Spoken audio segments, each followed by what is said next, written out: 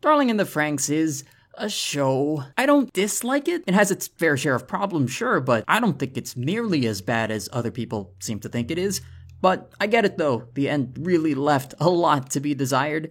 Out of a scale from 1 to 10, I give it a solid it most excited about, and I know a lot of other people were too. But now that it's been a while since it finished, I decided to watch it again, and while my overall impression of it is still pretty much the same, I have to say, I think the show got really close to being really, really good. I like a lot of this show. I actually love a fair bit of it, with the only thing holding it back being the last arc, which is very much a mess. But I don't think it's all bad though. It had a lot of ideas that seemed good on paper that just weren't handled properly. So I spent a lot of time recently thinking about small changes that could make the ending work, but I realized that if I made a change in one place, I had to make changes to another. And as I kept on making these changes, I bet that the writers were trying to tell. So, in these series of videos, I want to go over those changes and how the final arc would play out in my version of Darling in the Franxx. Here are the ground rules for this. I wasn't allowed to introduce any new characters into the story. I really only wanted to focus on the final arc for the show, and trying to introduce any new characters at that point would be really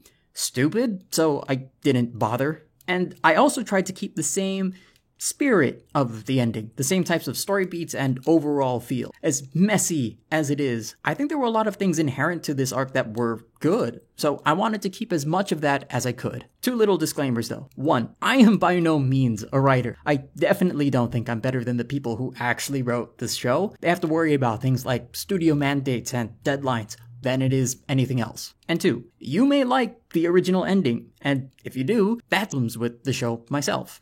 Alright, with that out of the way, I've heard a lot of people saying that they don't like this ending because it escalates too quickly, which it certainly does, and also because some of the later mech designs are questionable, which is also true, but for my money, the thing that brings this show down faster than anything else is the story. Children are thrust into a war that is much larger than them, and the show goes into space. It's sudden, and the show knows it. Practically everyone is confused when Verm is revealed. But thematically, I don't think it's out of place. The battle that the children have been fighting has always been against a society that never cared about their futures. The people in it only care about their own happiness, and when something came along to threaten that, they made countermeasures to protect against it, without regards to anyone else. The adults made a collective choice to prioritize their own futures. They were a hive mind even before Verm was revealed. So when they are revealed to the children, their battle turned from a metaphorical one into a literal one. The jump to space is just an escalation of that idea. That just sort of makes sense, and I can see where the writers were coming from. But my problem with Verm isn't with what they are, it's with who they are. The thing is, Verm is an alien species with their own goals, and that's a problem, because think of what that does to this conflict. The whole premise of this show is based around choice. The children want to choose their own futures, which is at odds with the adults choosing to become a hive mind. But now it's revealed that some alien species has been behind the whole thing all along, with the specific goal of becoming a hive mind. That's a problem because that means this conflict was always going to happen, regardless of what the adults were going to do. So all of that careful build-up over most of the show between the world of the adults and the children were all for nothing, because this was always going to happen. It's the difference between our characters being proactive and reactive to the plot. Before Verm was revealed, the conflict came about because the children were choosing what they wanted to do. But now, they have no other real choice. They could either join Verm, which was never going to happen, be destroyed, which isn't an option,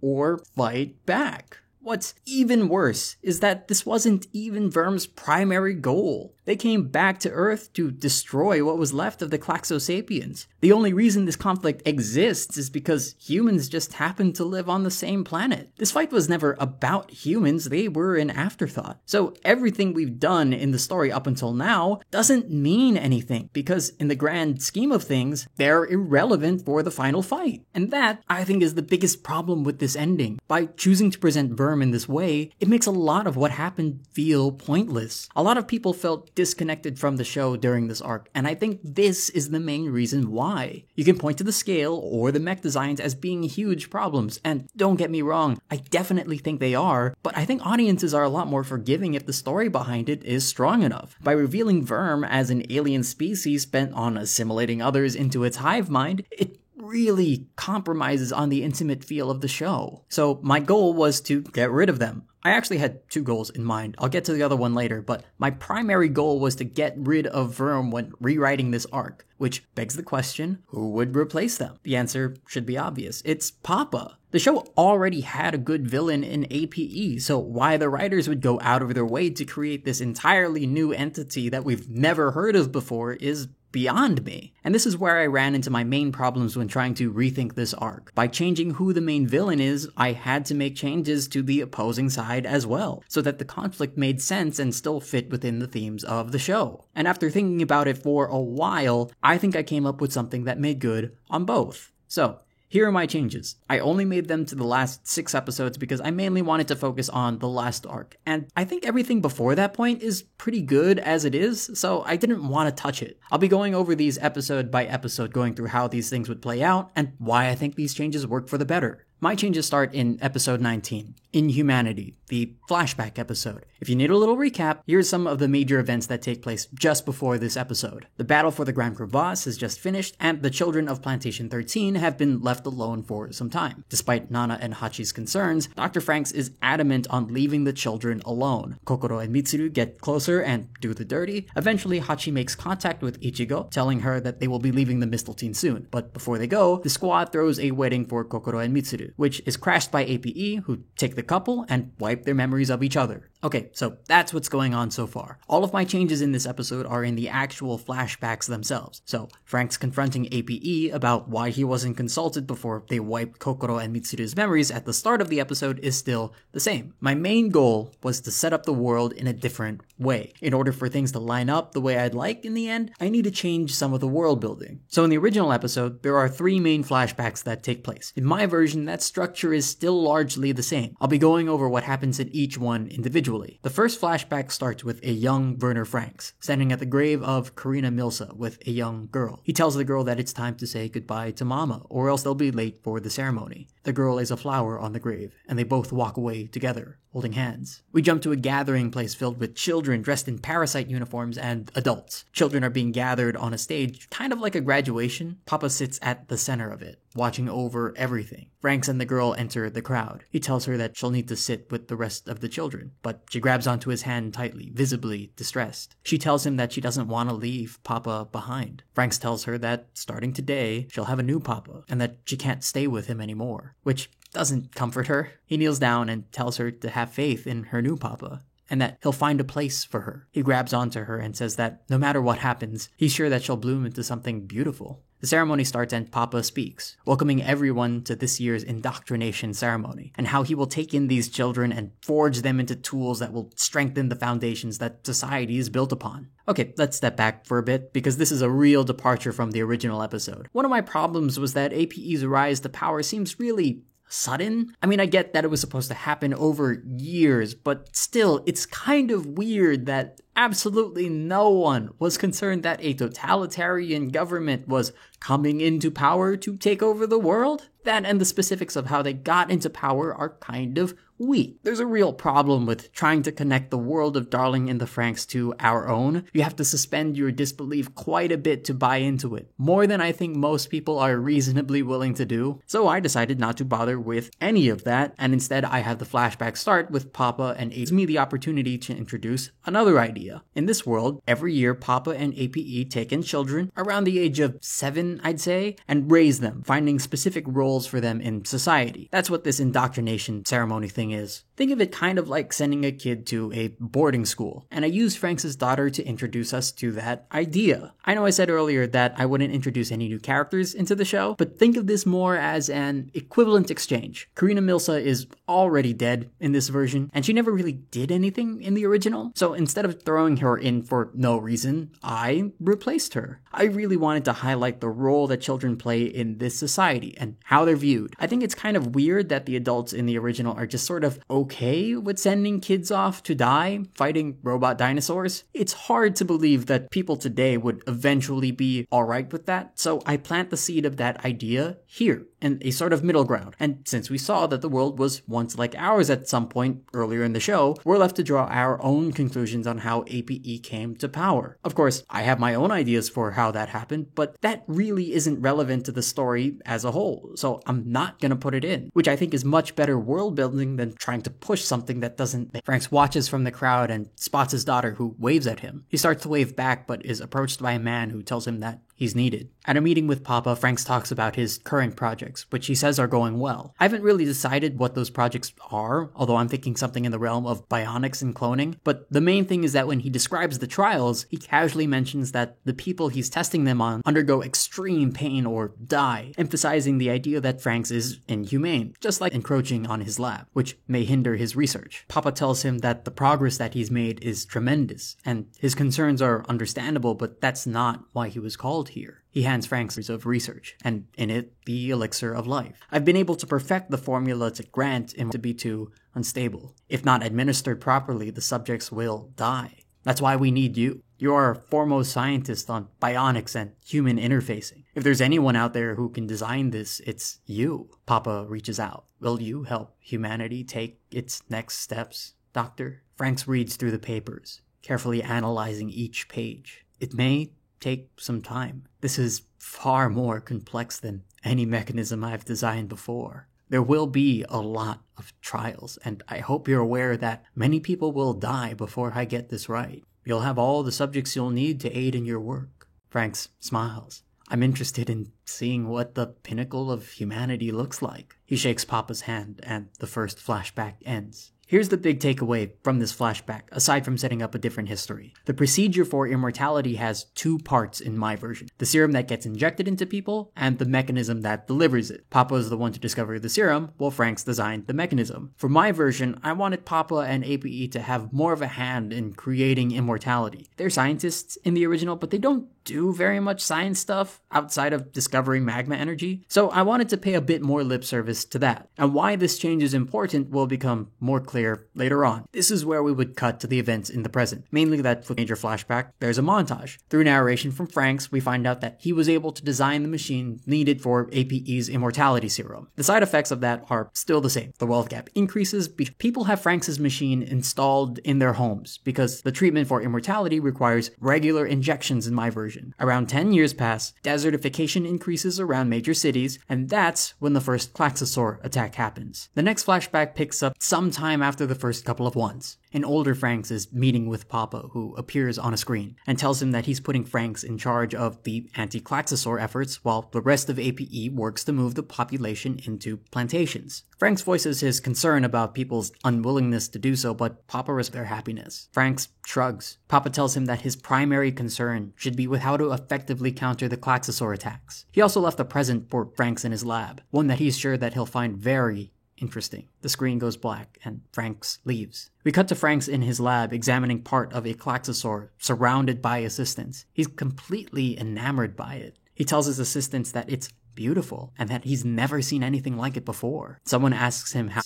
This isn't an animal. What it is a marvel in engineering and biology. As organic as they may seem, the Klaxosaurs are mechanical, at least to some extent. To drive and control this doesn't look like anything I've seen before. Another person asks if this may be the work of terrorists or anarchists. Franks replies, maybe. At this point, he frowns. He tells everyone, I'm not sure how something like this comes about. Genius level intellect. One that could rival my own or even the heads of APE. A silence falls on the room, but it's broken when someone bursts in asking for Franks. He walks over to them and they hand him a small vial filled with a blue liquid and a blurry picture. They explain to him that there was a being that looked like it was controlling the monsters. They point to the small human-like figure at the center of the photo. The others are calling it the Klaxosaur Princess. We were able to get a sample of its DNA during the last attack. Franks asks if they were asking him what he thinks of all of this. Franks reads through the sheets. His eye is laser focused. It doesn't look like anything I've seen before. There's no way for me to tell for sure right now, but it seems like this is the result of rapid mutation. Franks looks up and asks, "What exactly are we dealing with here?" Ending the second flashback.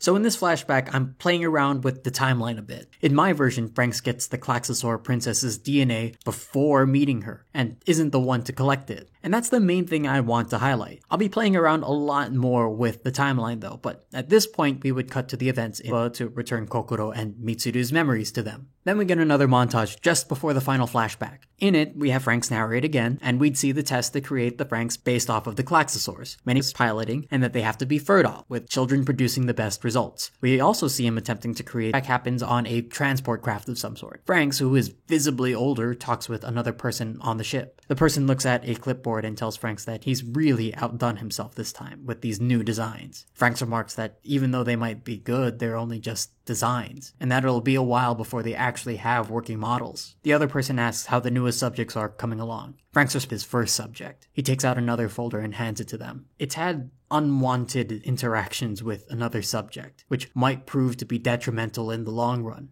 I've already begun the process to eliminate those variables, but I was hoping that you could verify its stability. The person opens the folder, revealing a picture of the child 02. They tell Franks that they'll see what they can do. This is the Klaxosaur Princess, and the events of the Hiro and 02 flashback would have happened just before this point. I know I said I wouldn't change anything before this episode, but just to make things consistent, I would make Franks a bit younger in those flashbacks just to make this timeline work. That's important, but why it is will become that he wants to make sure that his newest subjects can perform well enough to keep pace. Franks starts coughing, saying that he was never interested in immortality for himself, and that maybe it's stubborn of him, but then an explosion rips a huge hole in the ship, and the Klaxosaur princess jumps in. Assistants yell to protect the doctor, but she takes them out in an instant. Franks is horrified and tries to run, but before he can, the princess bites into his arm and rips it off. Franks falls to the floor, screaming and writhing in pain. The princess watches Franks carefully as he struggles on the ground and tells him that she could kill him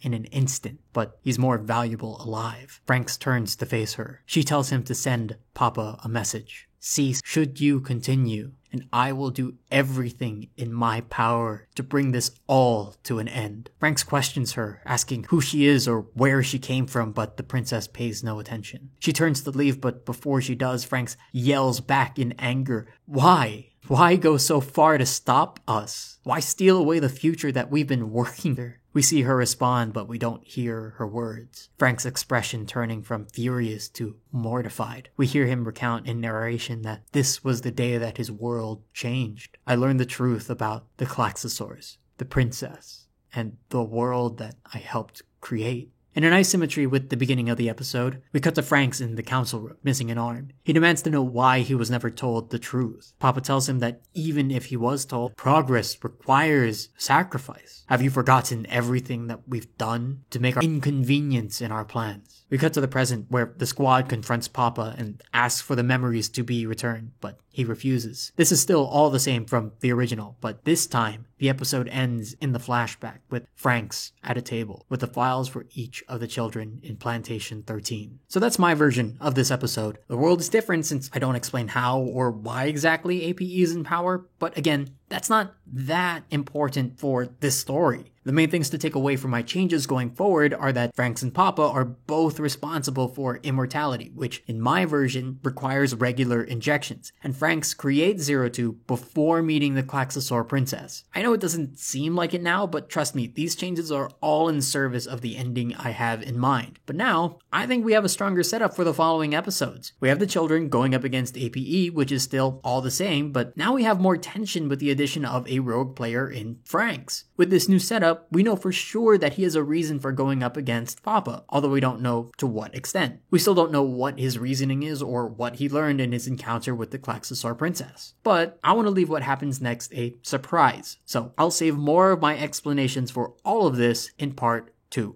Thank you so much for watching. I don't know if anybody is interested in this since the show aired like a year ago, so I'm a bit late. But if you are, stay tuned, and I'll have part 2 of this out at some point soon. I have the overall story for my version written out already, so it's just a matter of me actually making the video. But if you have any comments or suggestions, feel free to leave them below, and subscribe if you want. I'd really appreciate it.